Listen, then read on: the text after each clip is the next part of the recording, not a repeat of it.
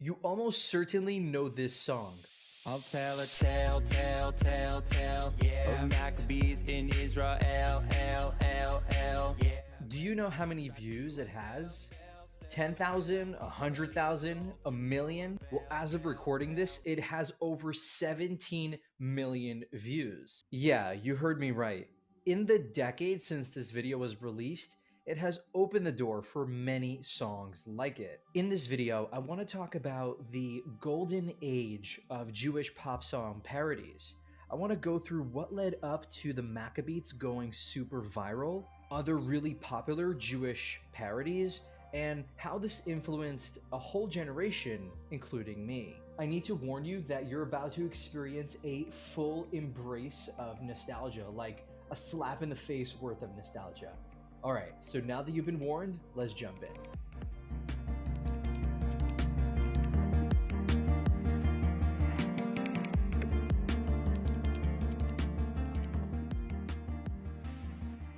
Jewish parodies, like the one created by Maccabeats, were not created in a vacuum. They were very much the product of the YouTube platform in the first half of the 2010s. So to understand why so many Jewish parodies emerged during this time, we need to take one step back and look at how the YouTube platform developed. You see, when YouTube first launched in 2005, it was actually a dating site where instead of posting pictures, you can post videos. But clearly that didn't work out, and very soon it became an early video sharing site, which was mostly random posts of things like cat videos. But by the year 2010, YouTube had developed further and allowed for some of the earliest viral videos, like this one. Charlie bit me. At this point, YouTube was starting to become the platform we know today, although it was a long way off from being the version we recognize. But the concept of a content creator was beginning to emerge. It would remain this way as a space on the internet with limited restriction until around 2016, when two major things happened. First off, YouTube's revenue stream comes almost entirely from selling ad space on its website. And when advertisers started to pull their money out, YouTube cracked down on copyright infringement and content moderation, what became known as the adpocalypse. And second of all, in 2017, the app Vine was shut down, causing many content creators to transition into the now well-defined role of a YouTuber. And so it's after this transition that we begin to see the version of YouTube that we recognize today, which made the period from around 2010 to 2015 to become known retrospectively as the golden age of YouTube. And so it's into this environment that Jewish parodies could be born. It's at this time that we start to see YouTubers find their niche, which means their corner of YouTube, including musical YouTubers like Andrew Huang, Kurt Hugo Schneider, and Mike Tompkins, who started out by doing covers of other people's songs and eventually started to make their own music. But YouTube also saw the rise of parody channels like Bard Baker, Rucka Rucka Ali, but also there's Key of Awesome, which is kind of family friendly. And they were riding this wave of viral pop music videos. And so it's precisely into this environment that Maccabeats released their song Candlelight in November of 2010, and it absolutely blew up. Who would think that some yeshiva boys singing about Hanukkah would become a viral hit? Well, it did, and they are here with us today. If people are telling us that this is making them proud to be Jewish. Well, it's great. Well, clearly 2 million people are fans, and we are as well. Thank you all for coming in this morning, and happy Hanukkah. Thank you. Thank you. The Maccabeats are an acapella group from Yeshiva University, which is a Jewish college in Manhattan, who specialized in singing and doing musical numbers without the use of instruments. Now, there are many different a cappella artists on YouTube. Most famously, perhaps, is Pentatonics, but the one a cappella YouTuber I have to mention is Mike Tompkins. Now, I personally loved listening to Mike Tompkins, especially during a time period called Sphera, which is when Jews don't really listen to music. And so I was listening to all the same songs from the radio, but because they were a cappella and not with musical instruments, it was technically kosher. In his videos, Tompkins would be seen in multiple frames on the screen, where he would show how each frame was contributing either a sound or a harmony to the song and he would label each one to let you know what they were doing. But there was one song that he posted that would absolutely change Jewish music forever. And that was a cover of the Tayo Cruz song, Dynamite.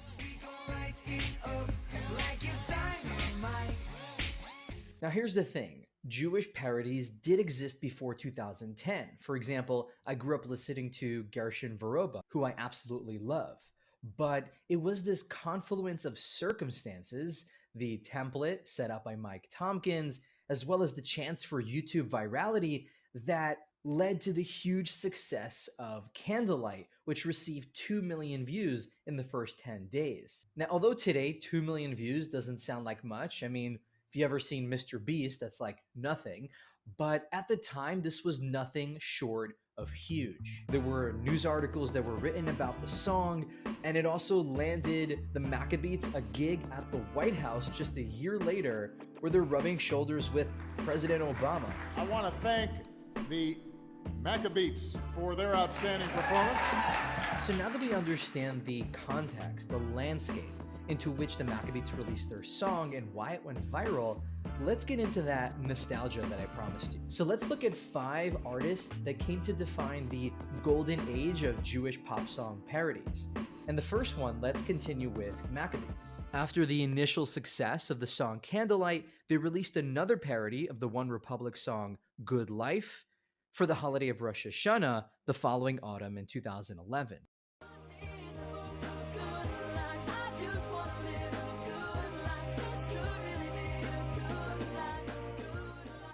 A year later, YouTube was coming into its own and had one of the most successful videos on the platform ever, Gangnam Style. And so the opportunity to ride this wave was not lost on the Maccabeats, who put together a little skit where they broke the fourth wall. Oppom sukker style.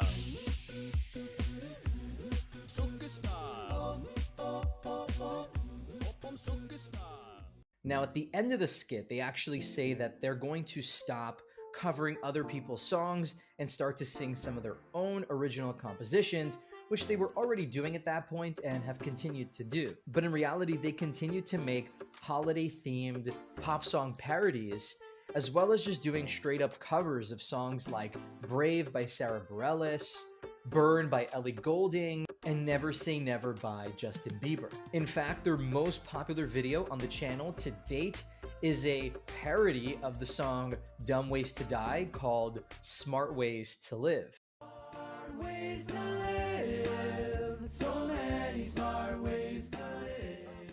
For our second artist, let's look at the, competitors to the Maccabeats called 613. I first became familiar with 613 back in 2010 when they released a parody of the Black Eyed Peas song I've Got a Feeling, which they called I've Got to Fill It.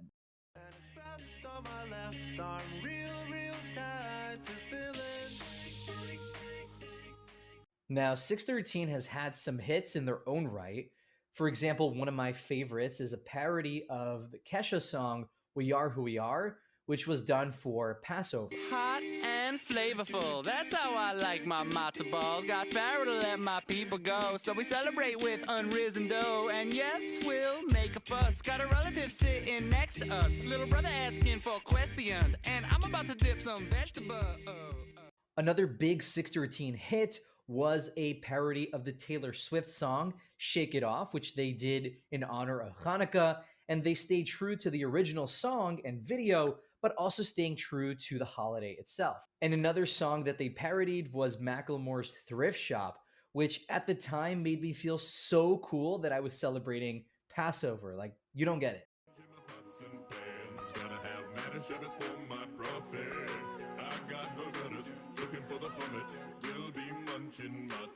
Still a bop, still a bop. But this monster's 99 cents. And a couple years later, they made a parody of the song Uptown Funk in honor of Passover as well.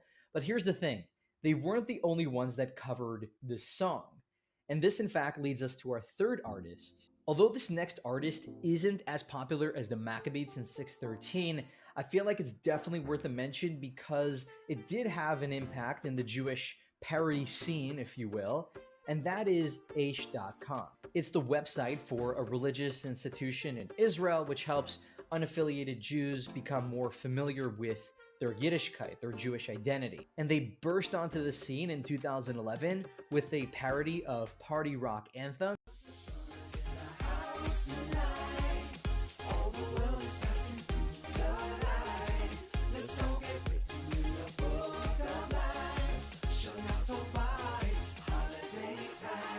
They followed that video up with a Hanukkah-themed mashup of classic rock songs.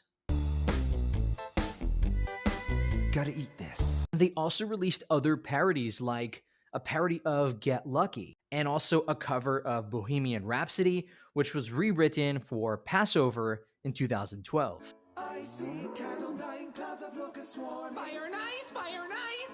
Plague of hail is coming. Thunderbolts and lightning, very, very frightening me. Days of darkness, days of darkness, days of darkness. Days of darkness. We cannot see, we cannot move. By the way, to go full circle, in 2018, 613 also did a parody of Bohemian Rhapsody, except their version was for Hanukkah. Now, it would be impossible to do a list of Jewish parodies without listing this next artist, aka Pella, who put out several albums of Jewish parody songs that made a huge impact in the Jewish parody scene. And their trademark was to seamlessly blend traditional Jewish music with contemporary pop songs. And I'll give you a few examples, like this version of Matamar made me feel like the baddest dude out there, man.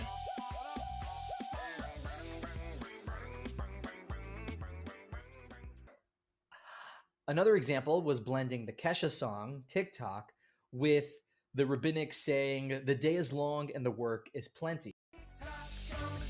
DJ, blow my speakers up tonight. Gonna shine till we see the sunlight.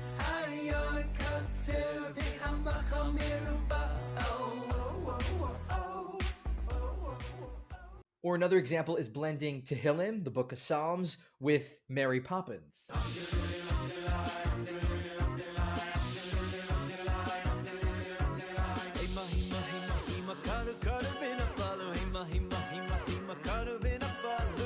But the craziest example to me is when they made Kelly Clarkson sound Jewish.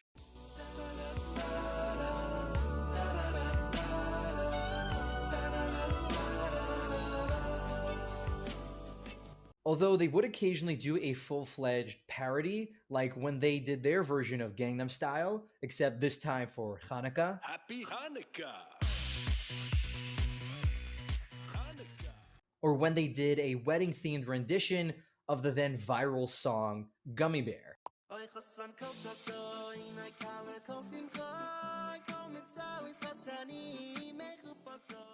In case you haven't had enough nostalgia yet, another example is they made a song for Purim about the villain whom the Jews triumphed over, named Haman. What does Haman say?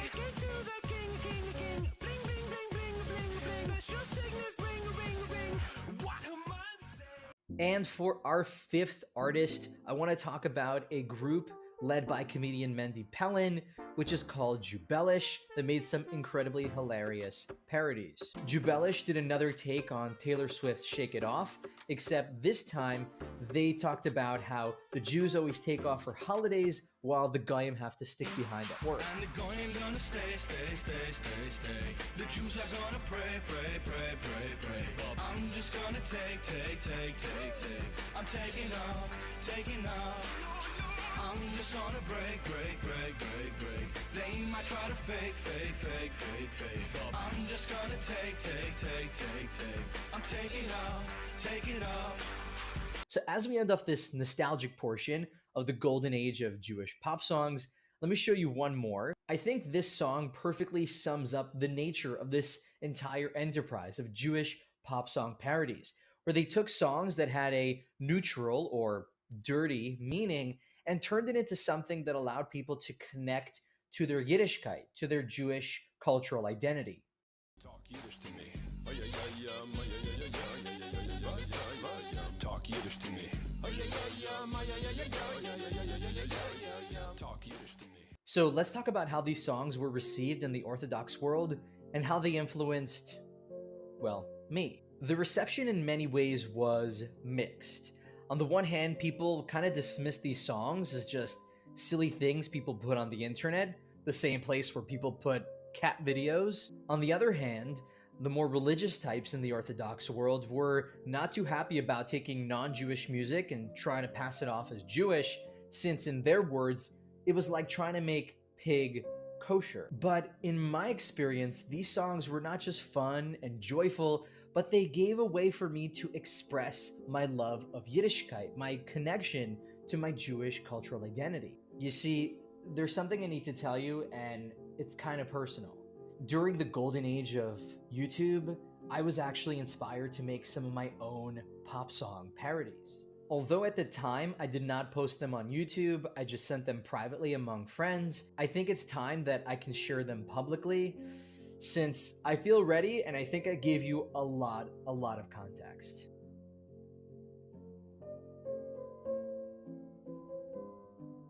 It started in 2014 when I made a parody of the One Direction song Story of My Life, except I made it for Passover. The story of Pesach, it gives us hope. We spend the night telling our sons about Yetziat Mitzrayim, the story of.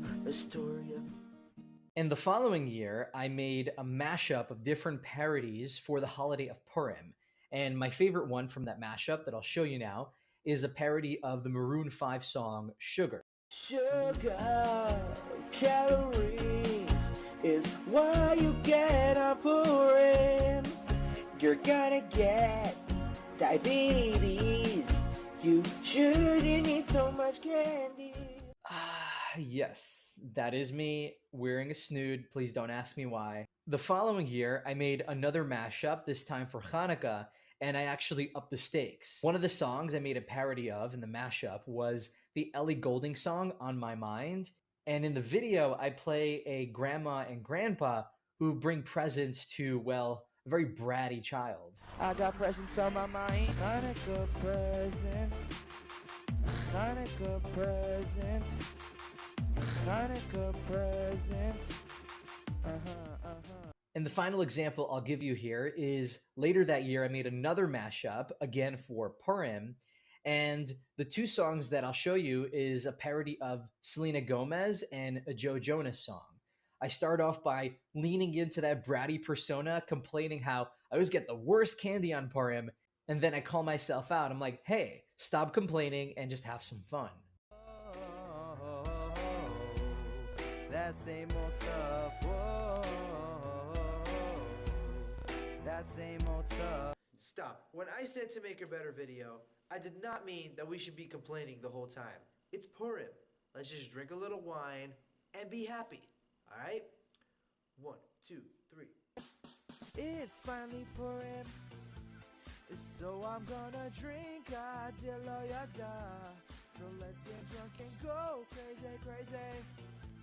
Ay, ay, ay, ay, ay, ay. It is Purim, sing the song and drink some.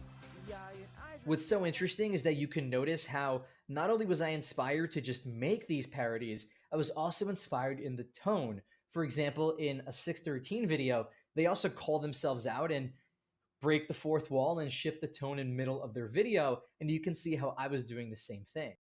Guys, wait a second. First of all, you all look ridiculous. Completely ridiculous. But second of all, why are we doing this song? There's so many better songs to do. Do you remember when music used to mean something? Used to stand for something?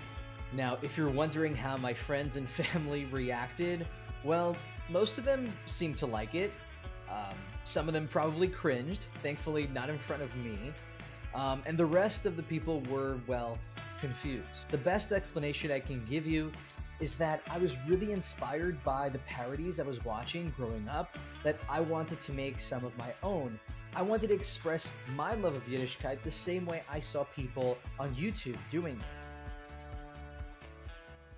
Now, the truth is that the golden age of parodies in general on YouTube is kind of done, where people who did parodies have either started making other types of content or have just moved off the platform entirely. And the truth is, the way that we consume content today is very different than we did in 2010. Today we have vertical content and long-form podcasts, and so parodies are really in decline. Both Maccabeats and 613 have carved out a niche for themselves and have a dedicated fan base. Both of these artists have landed gigs at the White House. And even since the golden age of YouTube, Jewish artists have embraced this idea of seamlessly blending contemporary music into Jewish music.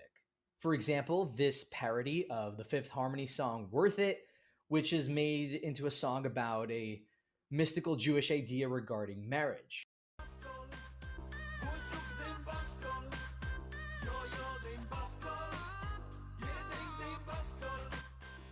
So, thank you for coming along with me on this incredibly nostalgic journey down memory lane, where we explore the golden age of Jewish pop song parodies and how they influenced a generation.